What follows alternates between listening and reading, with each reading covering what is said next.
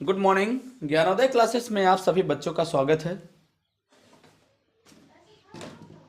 आपने जिस तरह से तैयारी करने का बेड़ा उठाया है, जिस तरह से आप तैयारी में लगे हुए हैं, उसी तरह से तैयारी में लगे रहिए और अपने संपूर्ण ध्यान केंद्रित कीजिए पढ़ाई पर, क्योंकि अब यही प्री बोर्ड की परीक्षा होगी और प्री बोर्ड की परीक्षा के एक हफ्ते तुरंत पश्चात आप लोगों की वार्षिक परीक्षा है। वार्षिक परीक्षा की तैयारी आपकी जो है तो एकदम ढंग से होनी चाहिए, जो आपको बेहतर परिणाम दे सके और बेहतर भविष्य की ओर ले जा सके। तो इस तरह हम ऐसी कामना करते हैं कि आप 100% तैयारी की ओर चल रहे होंगे और बेहतर परीक्षा परिणाम लाने की कोशिश कर रहे होंगे। तो आइए देखते हैं। अगला क्वेश्चन नंबर 5 तक पिछले लेक्चर में हो चुका है। अब हम इस लेक्चर में क्वेश्चन नंबर 6 की ओर चलेंगे और क्वेश्चन नंबर 6 से स्टार्ट करते हैं। तो आइए क्वेश्चन नंबर 6 देख लेते हैं। ये है और हम बुक देखते हैं, जो दिया होगा उसी प्रकार करें। तो पहला नंबर लिखा हुआ है, सॉरी 6 नंबर कि दवा का एक कैप्सूल है, एक बेलन के आकार का है, जिसके दोनों सिरों पर एक एक अर्धगोला लगा हुआ है। पूरे कैप्सूल की लंबाई 14 मिलीमीटर है और उसका व्यास 5 मिलीमीटर है। तो पृष्ठीय क्षेत्रफल ज्ञात कीजिए। तो पहले हम दवा का कैप्सूल देख लेते हैं कैसा होता है।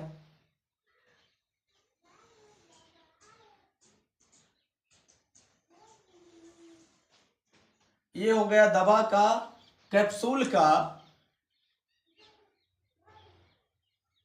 बेलनाकार भाग, कैप्सूल का बेलनाकार भाग हो गया और इसी में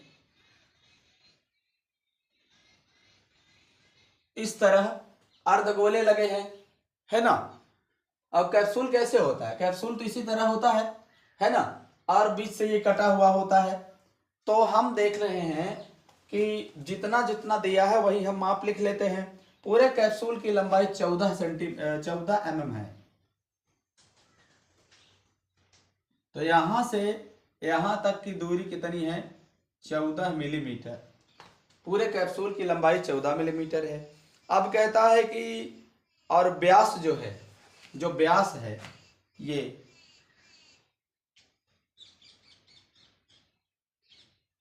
व्यास है तो 5 मिलीमीटर है, यानी पूरा व्यास हमारा कितना है? व्यास कितना है? 5 mm है। तो त्रिज्या क्या हो जाएगी? यहां से यहां आधे आधे से त्रिज्या हो जाएगी। तो ये 5/2 mm हो जाएगा, ये भी 5/2 mm हो जाएगा, ये भी 5/2 mm हो जाएगा, यहां भी 5/2 mm हो जाएगा। इस तरह से इसकी माप हो जाएगी। अब हमें क्षेत्रफल निकालने के लिए क्या चाहिए? अर्धगोला जो है तो इसका तो चाहिए ही, लेकिन बेलन की भी ऊंचाई चाहिए। जो बेलनाकार भाग है इसमें कैप्सूल में, तो बेलनाकार भाग की भी ऊंचाई चाहिए। तो टोटल हाइट कितनी है? 14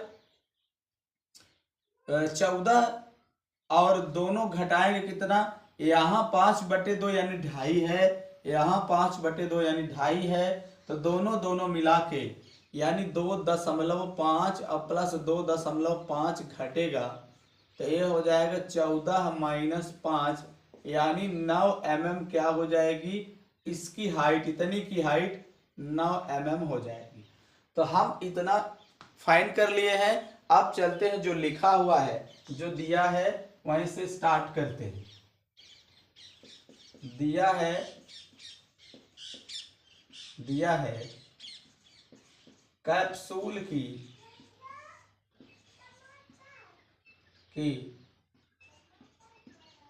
कुल लंबाई, कैप्सूल की कुल लंबाई दिया हुआ है। कितनी लंबाई, कितना दिया हुआ है? कैप्सूल की कुल लंबाई हमारे पास दिया हुआ है। कैप्सूल की कुल लंबाई दिया है 14 mm। कितना दिया है? लंबाई हो जाएगी 14 mm हो जाएगी। अब कहता है कि बेलनाकार भाग की हम निकाल लेते हैं। तो बेलनाकार भाग की लंबाई क्या हो जाएगी, बेलनाकार भाग की ऊंचाई या लंबाई एक ही होती है। बेलनाकार भाग की ऊंचाई h हो जाएगी 14 माइनस 2.5 और प्लस 14 माइनस 2.5 हो जाएगा, और प्लस में भी 2.5 और रहेगा। क्यों? क्योंकि दोनों तरफ का जो अर्धगोला है इसकी हाइट है, यहाँ पे हम लिख देते हैं 2.5 यानी 5/2। इतनी जो दूरी है, जो इतनी दूरी है ये 2.5 है दोनों, और यही 2.5 मिलकर के कितने हुए, 5 हुए। 2.5 प्लस 2.5 करेंगे तो 14 माइनस 5 हो जाएगा। ये 9 mm क्या आ गई, पूरे बेलनाकार भाग की हाइट आ गई। त्रिज्या क्या हो गई, अर्धगोलाकार भाग की त्रिज्या, अर्धगोलाकार भाग का व्यास दिया हुआ है, व्यास दिया है कितना, 5 mm दिया है। तो त्रिज्या हो जाएगी कितनी, त्रिज्या r इक्वल टू हो जाएगा 5/2 mm, या फिर इसी को कहेंगे 2.5 mm, यानी 5 में 2 का भाग लगा देंगे तो कितना हो जाएगा, ये हो जाएगा 2.5। अब यही बेलनाकार भाग की त्रिज्या भी हो जाएगी, तो हो जाएगा बेलनाकार भाग की त्रिज्या हो जाएगी कितनी, r बराबर इसकी भी हो जाएगी 5/2 या फिर 2.5 mm हो जाएगा। इस तरह से हो गया। तो अब क्वेश्चन में क्या कहता है, कैप्सूल का पृष्ठीय क्षेत्रफल। तो क्या कर लेंगे, कैप्सूल का पृष्ठीय क्षेत्रफल ज्ञात करेंगे। तो क्या लिखेंगे, कैप्सूल का पृष्ठीय क्षेत्रफल, ये लिखेंगे कैप्सूल का पृष्ठीय क्षेत्रफल कितना हो जाएगा, बेलनाकार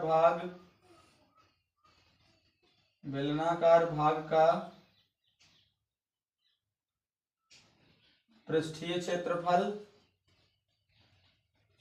और प्लस 2 गुणे, यानी अर्धगोला 2 ठो है, एक अर्धगोला ये, एक अर्धगोला ये, तो दोनों अर्धगोला मिला लेंगे तो इकट्ठा क्या कर देंगे, 2 का गुणा कर देंगे। अर्धगोलाकार भाग का पृष्ठीय क्षेत्रफल, ये दोनों हो जाएंगे। अब यहां हम फार्मूला स्थापित करके बराबर सॉल्व करेंगे। तो बेलनाकार भाग का क्षेत्रफल हो जाएगा 2πr/h, और इसका हो जाएगा 2 गुणे 2πr², यानी 2 ठो है। तो हम क्या करेंगे, कॉमन ले लेते हैं। तो हमारे पास क्या कॉमन निकल आएगा, 2πr कॉमन है, 2πr कॉमन है। इस बार कॉमन लेके कर लेते हैं तो बचेगा यहाँ h, और यहाँ बच जाएगा कितना, 2r बच जाएगा, 2r। क्यों? क्योंकि 2πr यहाँ से निकल गया, 2πr तो 1 r ये बच गया, 1 2 बच गया, तो 2r हो गया। अब यहाँ हम क्या रख लेंगे, वही सभी मान रखेंगे। तो 2 हो जाएगा, पाई हो जाएगा, पाई का मान 22/7 होगा, r का मान 5/2 लिखा है तो 5/2 हो जाएगा। और यहाँ क्या हो जाएगा, h का मान कितना है, h का मान है 9, अब प्लस 2 गुणे ये 5/2 r का मान है, तो ऐसे कर लेंगे। आगे हम चलेंगे तो ये 2 से 2 कट जाएगा, और यहाँ क्या बच जाएगा, 22/7 और गुणे 5 बच जाएगा। यहाँ 2 से 2 कटेगा, 5 में 9 जुड़ेगा तो 14 हो जाएगा, तो ये 14 होगा, 7 दूनी 14 हो जाता है। अब ये हो जाएगा 22 में यदि 2 का गुणा कर दें तो 44 हो जाएगा, और गुणे 5 है तो 4 पंच 20, 5 चौको 20 हो जाएगा, 5 चौको 20 2 22 हो जाएगा। इस तरह से mm² ये हो जाएगा पृष्ठीय क्षेत्रफल, अर्थात होगा, अर्थात कैप्सूल का पृष्ठीय क्षेत्रफल, कैप्सूल का पृष्ठीय क्षेत्रफल कितना हो जाएगा, 220 mm² है। कितना है, 220 mm² है, मिलीमीटर स्क्वायर है। तो इस तरह से क्वेश्चन नंबर 6 कंप्लीट लगा। आपको यदि सेशन अच्छा लगा करे तो बिल्कुल एक लाइक, एक शेयर और कमेंट जरूर करें और सब्सक्राइब भी कर दिया करें, क्योंकि ये सब करने में आपका कोई चार्ज नहीं लगता है। हमारा उत्साह बढ़ता है, हम आपको फ्री एजुकेशन की ओर अग्रसर है पढ़ाने में कि आपका कोई भी चार्ज ना लगे।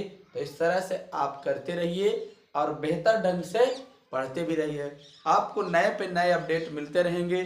किसी भी चैप्टर में, किसी भी क्वेश्चन में, किसी भी क्लास के स्टूडेंट को यदि कोई प्रॉब्लम होती है तो आप बेहतर ढंग से कमेंट में लिख सकते हैं, उसका सलूशन आपको प्रोवाइड कराया जाएगा। तो चलिए देख लीजिए क्वेश्चन नंबर नेक्स्ट देखते हैं। क्वेश्चन नंबर 6 की ओर चलते हैं और सॉल्व करते हैं। सॉरी, क्वेश्चन नंबर 6 नहीं, क्वेश्चन नंबर 7 है। अब 6 तो सॉल्व हो चुका है। हम लोग देखेंगे क्वेश्चन नंबर 7 को। क्वेश्चन नंबर 7 जो कहता है, पहले पढ़ते हैं, देखते हैं और सॉल्व करते हैं। तो क्वेश्चन नंबर 7 जो है पहले पढ़ेंगे हम लोग, फिर बेहतर परिणाम की ओर चलेंगे। तो चलिए क्वेश्चन नंबर 7 पढ़ लेते हैं पहले क्या है और जो दिया है, या फिर पहले हम फिगर ड्रा कर लेते हैं, चित्र बना लेते हैं, फिर इसके बाद चलते हैं। तो क्या हो जाएगा, लिखा हुआ है कि तंबू, कोई तंबू है, एक बेलन के आकार का है जिस पर एक शंकु अध्यारोपित है। यानी बेलनाकार भाग बनाएंगे और क्या करेंगे, शंकु बनाएंगे। यदि बेलनाकार भाग की ऊंचाई व्यास दिया है तो शंकु की तिर्यक ऊंचाई दी है, तो तंबू को बनाने में क्षेत्रफल कितना लगेगा। तो पहले इसका ज्ञात कर लेते हैं और फिर कहता है कि 1 वर्ग मीटर का खर्च 500 रुपए है, तो प्रयुक्त कैनवास की लागत क्या होगी। तो इस तरह से पहले हम फिगर ड्रा करते हैं, चित्र बनाते हैं, इसके बाद सॉल्व करते हैं। तो आइए देख लेते हैं। कहता है कि बेलनाकार तंबू है, तो पहले बेलनाकार तंबू हम बना लेते हैं।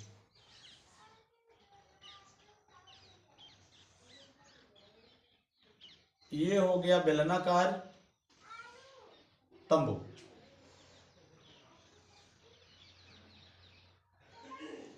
ये हो गया बेलनाकार तंबू और इसी में शंक्वाकार भाग भी है। ये हो गया शंक्वाकार और ये क्या हो गया, व्यास हो गया दोनों का। अब कहते हैं व्यास अलग अलग दिया है, व्यास एक ही रहेगा लेकिन ऊंचाई अलग अलग रहेगी। तो हमारे पास जो दिया हुआ है उसी को हम बनाएंगे। ये रहेगी त्रिज्या और ये व्यास। तो बेलनाकार भाग का जो दिया हुआ है, इसमें लिखा है बेलनाकार भाग की ऊंचाई और व्यास। तो बेलनाकार भाग की ऊंचाई दिया है इतनी ऊंचाई, मतलब जितने में बेलनाकार भाग है इतनी ऊंचाई दिया है। कितना, 2.1 मीटर दिया हुआ है। फिर लिखा है कि व्यास, बेलनाकार भाग का व्यास है 4 मीटर, यानी टोटल इतना है 4 मीटर। टोटल कितना है, इतना है 4 मीटर व्यास। तो त्रिज्या यहां से हो जाएगी, कितना हो जाएगी, ये 2 मीटर हो जाएगी, ये भी 2 मीटर हो जाएगी, यहां भी हो जाएगा 2 मीटर। अब ये क्या हो जाएगा, ये शंक्वाकार भाग और बेलनाकार भाग दोनों का व्यास और त्रिज्या है, ये भी 2 मीटर हो जाएगी।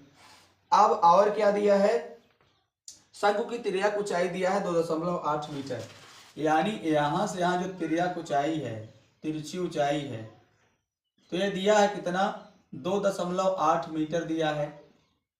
तो 2.8 मीटर लिख लेंगे। अब यही हमको जो दिया है वहां लिखते हैं, दिया है लिख लेते हैं। दिया है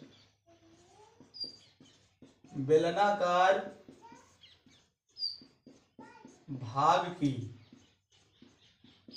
ऊंचाई h दिया हुआ है कितना, बेलनाकार भाग की ऊंचाई दिया है कितना, 2.1 मीटर दिया हुआ है, 2.1 मीटर। फिर क्या दिया है, बेलनाकार भाग का व्यास दिया हुआ है। व्यास कितना दिया है, बेलनाकार भाग का व्यास दिया हुआ है। व्यास दिया है कितना, व्यास दिया है 4 मीटर। तो ये हो जाएगा, त्रिज्या हो जाएगी इसकी कितनी, त्रिज्या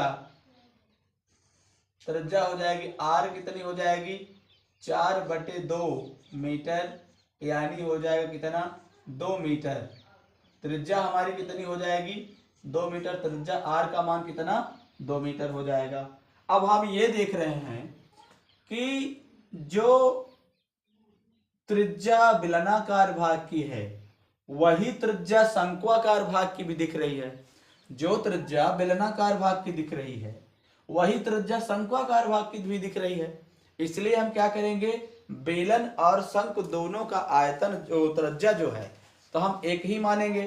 तो हम क्या कर लेंगे, दोनों का त्रिज्या एक ही लिखेंगे। तो हम क्या करते हैं, चलिए, तो शंक्वाकार भाग की त्रिज्या भी क्या हो जाएगी, शंक्वाकार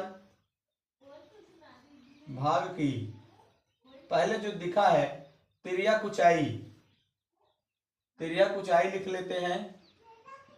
तिर्यक ऊंचाई को कहते हैं एल, और एल कितना है, 2.8 है, 2.8 मीटर है। और त्रिज्या क्या हो जाएगी, त्रिज्या आर हो जाएगी कितना, ये हो जाएगी 2 मीटर। अब क्या कहता है, तो कहता है कि तंबू को बनाने में प्रयुक्त कैनवास का क्षेत्रफल, तो हम निकालेंगे तंबू को बनाने में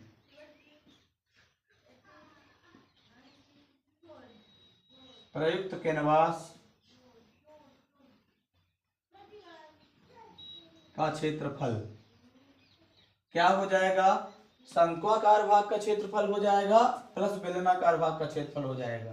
तो क्या होगा, शंक्वाकार भाग का क्षेत्रफल प्लस बेलनाकार भाग का क्षेत्रफल। अब यही दोनों मानों को हम रखेंगे तो शंकु का क्या हो जाता है क्षेत्रफल, पाई आर एल होता है, और बेलन का होता है 2 पाई आर एच। तो दोनों में जो कॉमन ले लें, पाई आर कॉमन है, तो हम क्या कर लें, पाई आर कॉमन ले लेते हैं। फिर ये बचेगा एल प्लस 2h बच जाएगा। तो पाई का मान हम क्वेश्चन में जो लिखा है, पाई का मान जो क्वेश्चन में लिखा है वही करेंगे।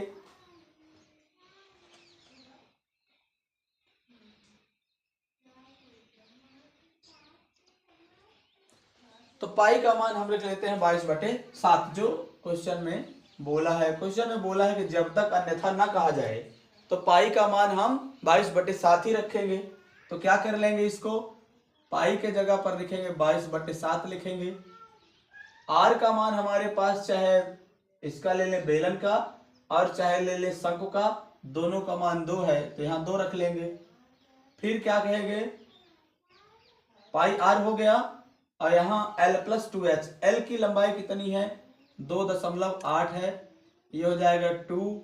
h का मान कितना है, h का मान हमारे पास है 2.1। इस तरह से हम दोनों को बनाएंगे।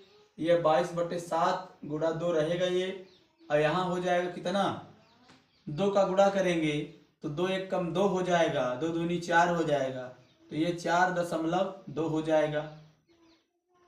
कितना होगा, 2 1 कम 2 और 2 दूनी 4 हो जाएगा, प्लस 2.8 पहले से है। हम क्या कर देंगे, 22/7 को और 2 को अब यहाँ जोड़ लेंगे, इसको क्या हो जाएगा, 8 2 10 हो जाएगा। फिर क्या हो जाएगा, और 4 2 6 7 हो जाएगा दशमलव, तो 7 से 7 कट जाएगा, ये कितना आ जाएगा, 22 में 2 का गुणा करेंगे तो 44 वर्ग मीटर होगा। इसका क्षेत्रफल इतना, एक आंसर ये हमारा आ गया। फिर दूसरा कहता है चूंकि एक वर्ग मीटर की लागत, एक वर्ग मीटर की लागत कितनी है? 500 रुपए है। लिखा हुआ है, इसमें लिखा है कि यदि 5 रुपए प्रति वर्ग मीटर की दर से इसमें प्रयुक्त कैनवास की लागत होगी तो खर्च कितना होगा? क्या होगा? 500 रुपए की लागत होगी तो खर्च कितना होगा? तो इसी को हम कर लेंगे। ये 500 रुपए इसमें लागत है, इसलिए क्या हो जाएगा? 44 वर्ग मीटर की लागत कितनी होगी? 500 गुणे 44 हो जाएगा। तो 5 में 44 का गुणा कर लेते हैं। 5 चौको 20 हो जाएगा, 5 चौको 20 दो 22 हो जाएगा, और 2 ठो जीरो और, तो 22,000 रुपये हमारे पास टोटल खर्च कैनवास को बनाने के लिए। टोटल खर्च एक आंसर ये और एक आंसर ये। इस तरह से क्वेश्चन नंबर 7 आप देख चुके हैं। एकदम सिंपल वे, इजी वे पे सभी क्वेश्चन लग रहे हैं। आप जितनी भी तैयारियों में लगे हैं, जितने ढंग से आप बेहतर रिस्पांस कर रहे हैं, तो उस हिसाब से तो आपका क्वेश्चन कंप्लीट बन जाना चाहिए। चलिए आइए नेक्स्ट क्वेश्चन, क्वेश्चन नंबर 8 की ओर चलते हैं और देखते हैं कि हम लोग सॉल्व करेंगे और देखेंगे। चलिए क्वेश्चन नंबर 8 को पढ़ते हैं और पढ़ करके बेहतर सॉल्यूशन की ओर चलेंगे। क्वेश्चन नंबर 8 लिखा है, ऊंचाई 2.4 सेंटीमीटर और व्यास 1.4 सेंटीमीटर वाले एक ठोस बेलन में से इसी ऊंचाई और इसी व्यास वाला एक शंक्वाकार खोल काट लिया जाता है। अशेष बचे ठोस का निकटतम वर्ग सेंटीमीटर तक पृष्ठीय क्षेत्रफल ज्ञात कीजिए। तब निकटतम जो जरूरत पड़ेगी तो हम क्या करेंगे? निकटतम मान मानेंगे। तो चलिए पहले प्रश्न नंबर 8 का चित्र बना लेते हैं। चित्र में क्या कहता है? कहता है कि पहले ऊंचाई 2.4 और व्यास 1.4 वाले एक ठोस बेलन। पहले बेलन बना लेते हैं।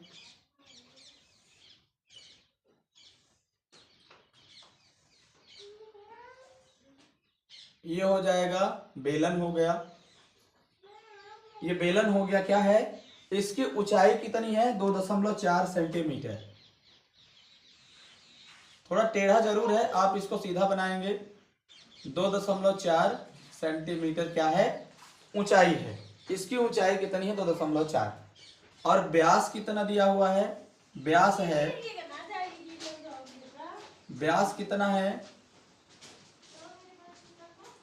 व्यास है 1.4 सेंटीमीटर है। अब हम देखेंगे त्रिज्या क्या हो जाएगी। तो त्रिज्या क्या हो जाएगी, अब हम इसको सॉल्व करेंगे तब पता लगेगा। अब ये भी 1.4 सेंटीमीटर व्यास ये भी है ना। अब इस तरह से हम क्या करेंगे, इसका ज्ञात करेंगे।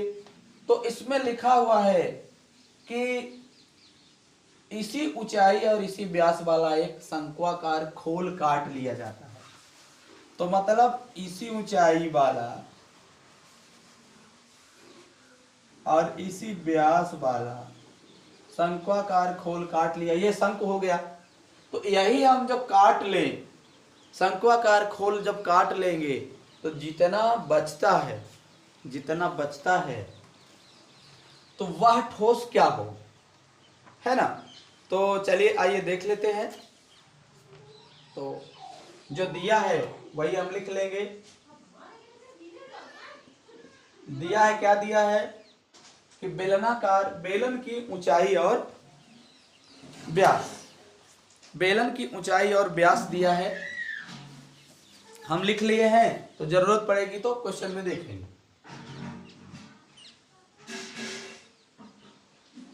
बेलन की ऊंचाई h दिया है कितना? बेलन की ऊंचाई दिया है 2.4 सेंटीमीटर, 2.4 सेंटीमीटर। फिर क्या दिया है? बेलन का व्यास दिया है। बेलन का व्यास हो जाएगा, कितना दिया है? 1.4 सेंटीमीटर। यह बेलन का व्यास दिया है 1.4 सेंटीमीटर। तो बेलन की त्रिज्या क्या हो जाएगी? बेलन की त्रिज्या r हो जाएगा 1.4/2 हो जाएगा। तो 2 सत्ते होता तो 0.7 सेंटीमीटर हो जाएगी त्रिज्या। अब बेलन की तो हो गई, अब शंकु भी है, तो कहीं ना कहीं शंकु का भी वक्र पृष्ठीय क्षेत्रफल हमको निकालना पड़ेगा। कहीं ना कहीं शंकु का भी वक्र पृष्ठीय क्षेत्रफल हमें निकालना पड़ेगा, है ना। तो शंक्वाकार शंकु की भी त्रिज्या चाहिए। तो शंकु की त्रिज्या क्या हो जाएगी? शंकु की त्रिज्या r, ये भी 0.7 सेंटीमीटर हो जाएगा। क्यों? क्योंकि शंकु का इसी व्यास और इसी ऊंचाई का शंक्वाकार भाग काट लिया जाता है, प्रश्न में स्पष्ट रूप से लिखा हुआ है। तो हम क्या करेंगे? वही करेंगे। तो हम क्या करेंगे? शंकु की त्रिज्या निकालिए। वक्र पृष्ठीय क्षेत्रफल में शंकु का तिर्यक ऊंचाई चाहिए, इसलिए तिर्यक ऊंचाई भी हमको निकालना पड़ेगा। तो शंकु की तिर्यक ऊंचाई, शंकु की तिर्यक ऊंचाई होता है L। तो L के लिए क्या होगा? √h² + r² होता है। तो h का मान कितना है? h का मान है 2.4 है, इसका वर्ग हो जाएगा। और r का मान कितना है? 0.7 है, तो इसका वर्ग हो जाएगा। अब 10 सेकंड का टाइम हम आपको देते हैं, आप दोनों का वर्ग करके जोड़ें और वर्गमूल ले, भाग 20 से वर्गमूल करें तो क्या आएगा?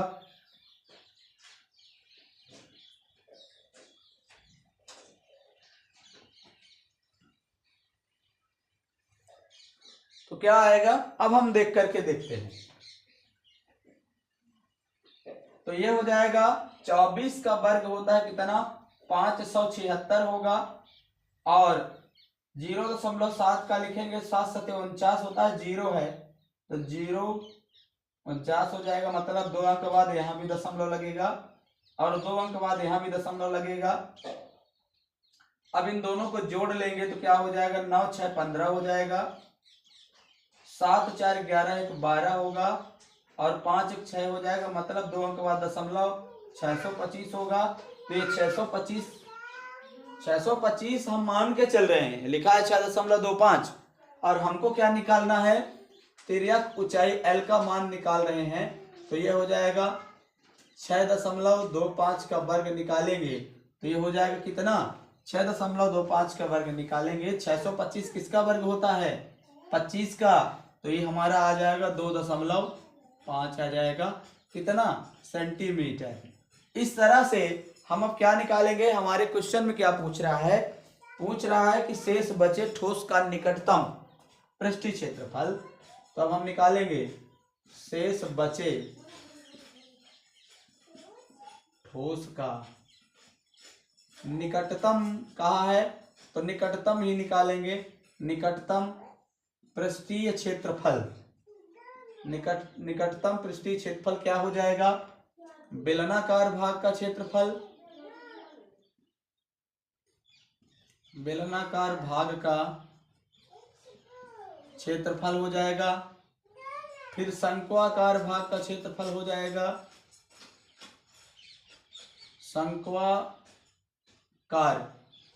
शंक्वाकार भाग का क्षेत्रफल हो जाएगा। शंक्वाकार भाग का क्षेत्रफल हो जाएगा। फिर बेलनाकार भाग के आधार का क्षेत्रफल, बेलनाकार भाग के आधार का क्षेत्रफल चाहिए। तो यही सब हम निकाल लेंगे। भाई यदि हम निकालते हैं तो बचेगा क्या? शेष बचे ठोस का पृष्ठीय क्षेत्रफल क्या होगा? यही अभी तो ना बचेगा क्या, तो हम निकालेंगे। शेष बचे ठोस का पृष्ठीय क्षेत्रफल क्या हो जाएगा? थोड़ा पहले प्रश्न में देख लेता हूं। तो कहता है कि ऊंचाई वाला शंक्वाकार काट लिया जाता है, तो शेष बचे ठोस का पृष्ठीय क्षेत्रफल ज्ञात करिए। तो अब यही हम करेंगे, यही हम निकालेंगे। तो बेलनाकार भाग का क्षेत्रफल क्या हो जाता है, जो जो हमारे पास होगा वही हम लिखे। बेलनाकार भाग का क्षेत्रफल होगा 2πr(h) हो जाएगा। शंक्वाकार भाग का क्षेत्रफल हो जाएगा πr(l) हो जाएगा। और आधार का क्षेत्रफल हो जाएगा πr²। आधार क्या है, वृत्ताकार है। आप भी जानते हैं कि बेलन के ऊपरी भाग और निचले भाग का व्यास क्या हो जाएगा, ऊपरी भाग और निचले भाग का क्या हो जाएगा,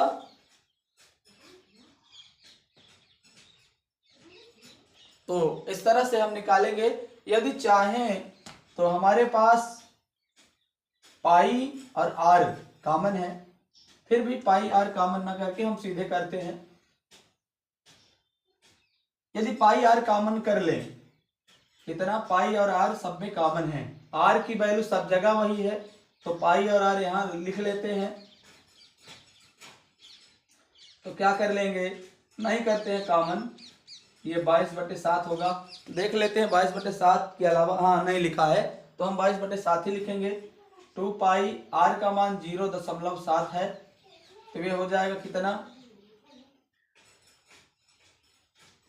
और ये h है, h का मान हमारे पास कितना है 2.4 है, प्लस पाई का मान है 22/7, आर का मान है 0.7, और ये हो जाएगा L का मान कितना है हमारे पास, L का मान आ गया है 2.5, और फिर क्या लिखा है प्लस पाई का मान 22/7 है, R का मान 0.7 का वर्ग है, तो 0.7 का 2 बार गुणा करेंगे तो ये आएगा 0.7 गुणे 0.7, यानी दोनों का वर्ग कर लेंगे।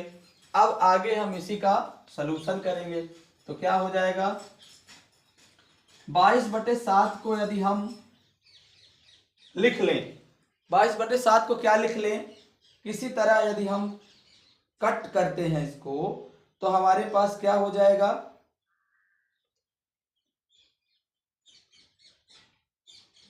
आपको 1 सेकंड 10 सेकंड दे रहे हैं, आप सॉल्व करके करें और मैं भी ये रफ करके करता हूं। तो हम लोग जो भी करेंगे सॉल्व करेंगे और देखेंगे।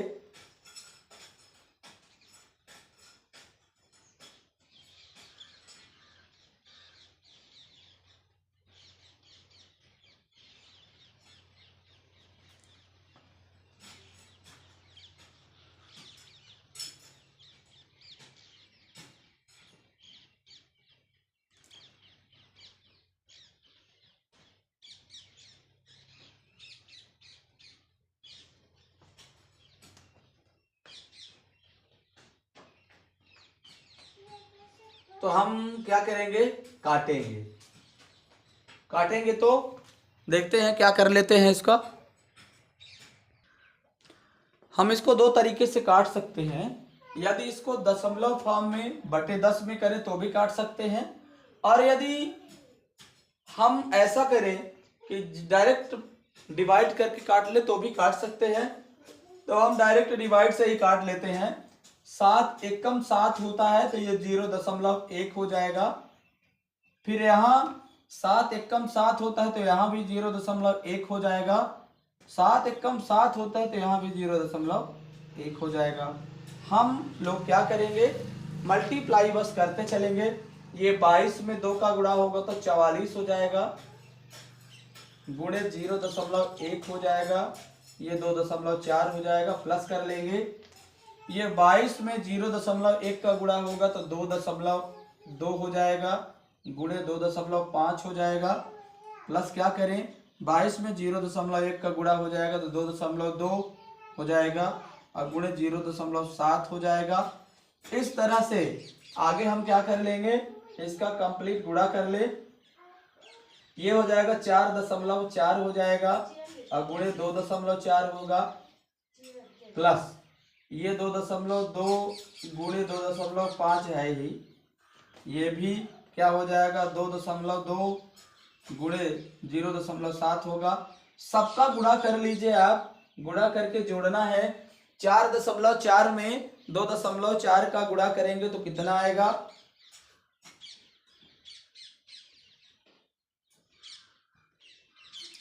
4.4 में 2.4 का गुणा करेंगे तो कितना आएगा, तो हम लोग बेहतर ढंग से देख लेते हैं और करेंगे।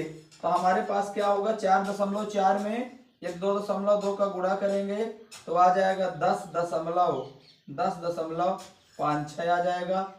इसका करेंगे तो क्या हो जाएगा, इसका करेंगे क्या हो जाएगा, 2.2 गुणे 2.5 करेंगे तो ये हो जाएगा 5.10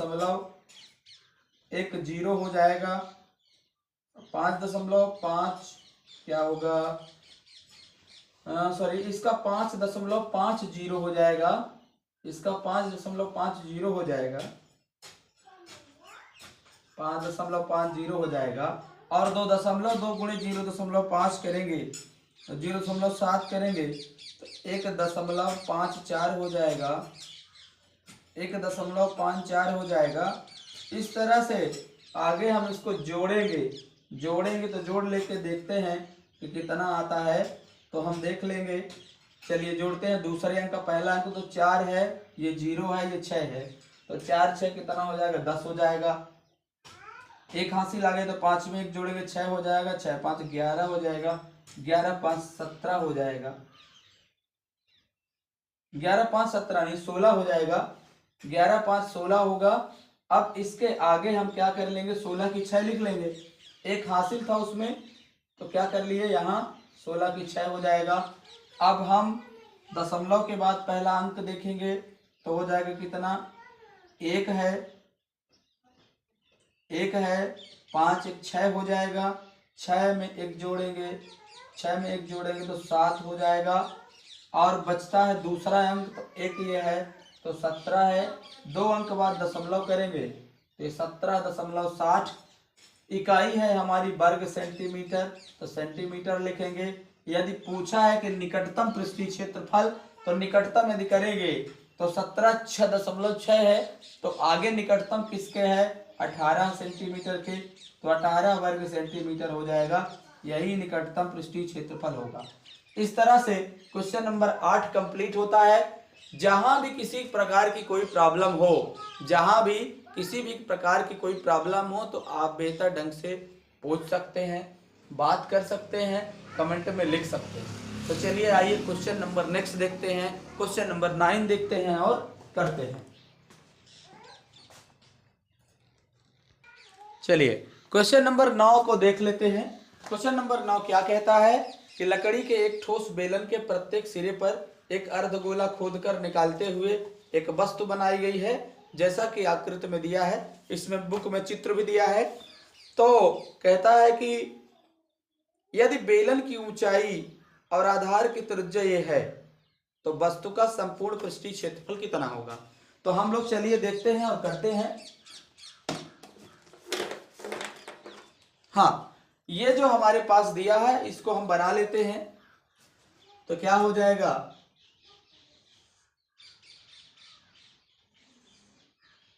पहले तो बेलन बनाना है, तो बेलन के लिए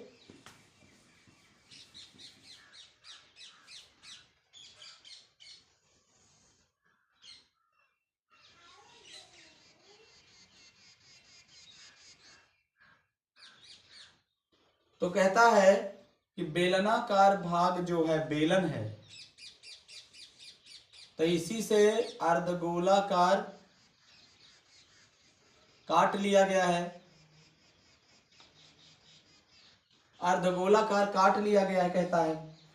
तो क्या है, ठोस बेलन के, कहता है कि बेलनाकार ठोस जो है तो इसके प्रत्येक सिरे में एक अर्धगोला खोद कर निकाल रहा है।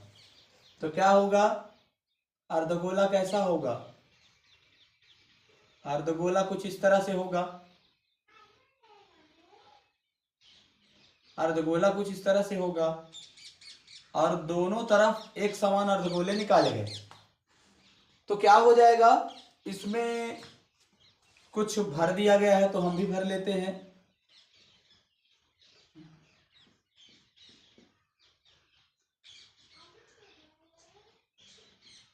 ये भर दिया गया है, लाइन है, ये पूरा भरा हुआ है इसलिए भरा हुआ दिखा रहा है।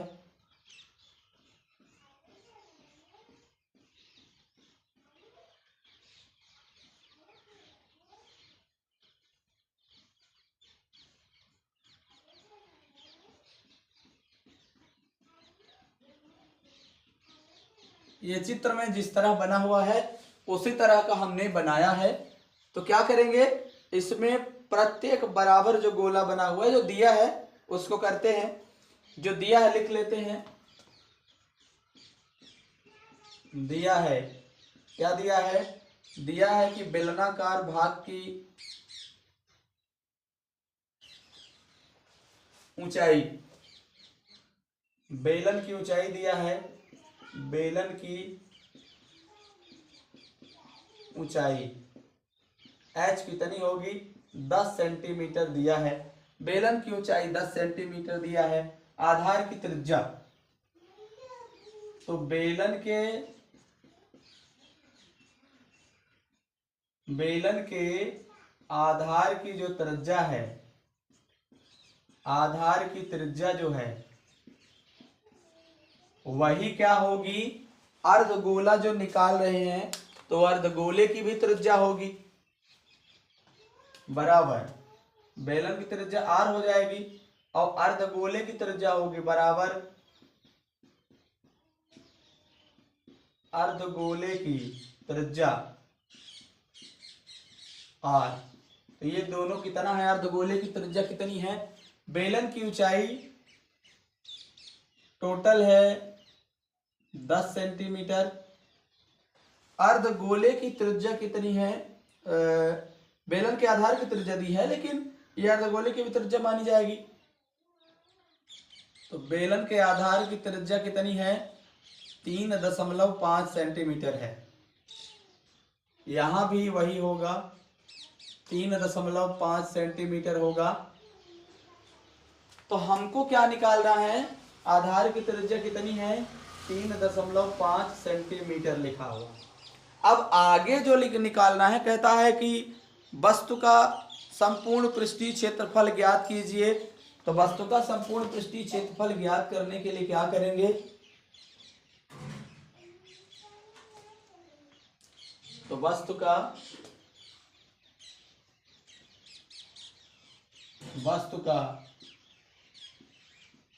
संपूर्ण पृष्ठीय क्षेत्रफल, वस्तु का संपूर्ण पृष्ठीय क्षेत्रफल क्या हो जाएगा, बेलनाकार भाग का क्षेत्रफल, बेलनाकार भाग का क्षेत्रफल हो जाएगा और प्लस क्या हो जाएगा, 2 ठो अर्धगोले निकले हैं, 2 ठो अर्धगोले, तो अर्धगोलाकार भाग का अर्धगोला, 2 ठो अर्धगोला है ना, तो 2 का गुणा कर लेते हैं तो ज्यादा ठीक रहेगा। ये प्लस हो जाएगा, 2 गुणे अर्धगोलाकार भाग का क्षेत्रफल हो जाएगा। तो हम लोग क्या कर लेंगे, इसका इसी तरह निकालेंगे। तो बेलनाकार भाग का क्षेत्रफल 2 पाई आर एच हो जाएगा और ये 2 गुणे अर्धगोला होता है 2 पाई आर स्क्वायर होता है। तो 2 हो जाएगा, पाई का मान 22/7 है, आर का मान कितना हो जाएगा 3.5 हो जाएगा और एच का मान कितना है 10 है, तो ये हो जाएगा। और प्लस कितना 2 गुणे 2, पाई का मान 22/7 है, आर का मान 3.5 का वर्ग है, तो वर्ग करेंगे। आगे हम क्या कर लेंगे, 7 25 हो जाता तो 0.5 हो जाएगा और ये हो जाएगा 22 दूनी 44, तो 44 और गुणे 0.5 गुणे 10 हो जाएगा, ये प्लस हो जाएगा 4 यानी 2 दूनी 4 हो जाएगा, ये 2 दूनी 4 हो जाएगा और ये 22/7 रहेगा और ये क्या हो जाएगा 3.5 का वर्ग है, तो 3.5 2 बार गुणा करेंगे, 7 5 35 होता है तो 0.5 ये हो जाएगा। इस तरह से ये हो जाएगा, 10 का गुणक हो जाएगा तो ये 5 हो जाएगा, तो 44 गुणे 5 बच जाएगा। मान ली 10 का गुणा होगा तो एक अंक आगे चला जाएगा, अब फिर आगे क्या हो जाएगा 4 गुणे 4 दूनी 8, ये 88 हो जाएगा और फिर गुणा 0.5 हो जाएगा और फिर 3.5 होगा। इस तरह से आगे सॉल्व करके आप करते रहिए, जैसे ही आ जाएगा तो यही आपका आंसर है।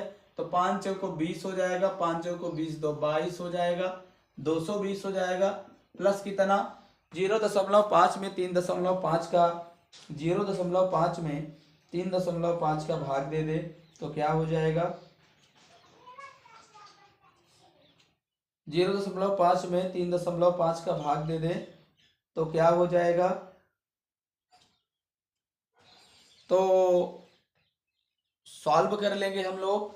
0.5 और 3.5 का जो गुणा कर लें तो ये हो जाएगा, ये गुणा है, दशमलव नहीं है, यहाँ पे गुणा है, तो ये हो जाएगा कितना, 3.5 में 0.5 का गुणा करेंगे, 5 × 5 = 25 हो जाएगा, 5 से 15 तो 17 हो जाएगा, और 2 तो 0 हो जाएंगे, तो 5 होगा, 7 होगा, 1 होगा। तो हम क्या कर लेंगे, 2 अंक के बाद लगाएंगे तो 1.75 होगा, और ये 1.75 रहेगा। तो हम लोग देख लेते हैं और करते हैं। अब 1.75 में क्या करेंगे, 1.75 में 88 का गुणा कर देते हैं, तो हो जाएगा 1.75 में 88 का, तो 8 × 5 = 40 हो जाएगा, और 8 × 7 = 56, 4 × 60 हो जाएगा, 8 × 1 = 8, 6 × 14 हो जाएगा, तो 8 × 5 = 40, 8 × 7 = 56, 4 × 60, 8 × 1 = 8, 6 × 14, ये भी 0 0 4 1 हो जाएगा। इस तरह से ये 0 4 हो जाएगा, 4 1 5 हो जाएगा, और 1 हो जाएगा। 2 अंक के बाद दशमलव लगाएंगे, मतलब इसका गुणा करेंगे तो 154 आ जाएगा। टोटल जब गुणा कर लेते हैं तो इसका गुणा आ जाता है 154। अब दोनों को जोड़ लेंगे तो क्या हो जाएगा, 4 में 0 जोड़ेंगे तो 4 ही आ जाएगा, 5 2 7 हो जाएगा, और 2 1 3 हो जाएगा।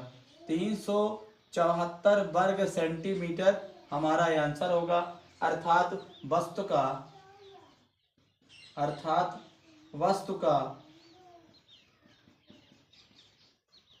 संपूर्ण पृष्ठीय क्षेत्रफल,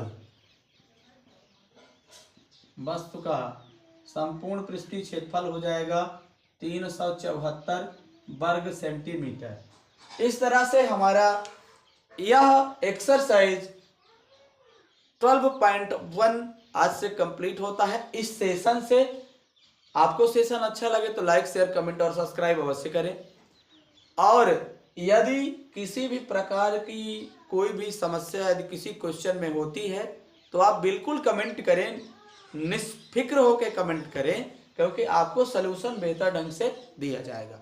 अब चलते हैं, अब मिलेंगे नेक्स्ट सेशन में एक्सरसाइज 12.2 के साथ, यानी प्रश्नावली 12.2 के साथ, और हम लोग बेहतर ढंग से पढ़ाई करते रहेंगे। चलिए मिलते हैं नेक्स्ट सेशन में नए ऊर्जा के साथ, नए उत्साह के साथ, नई एनर्जी के साथ, और नए सेशन के साथ, नए एक्सरसाइज के साथ। तो तब तक के लिए जय हिंद, जय भारत।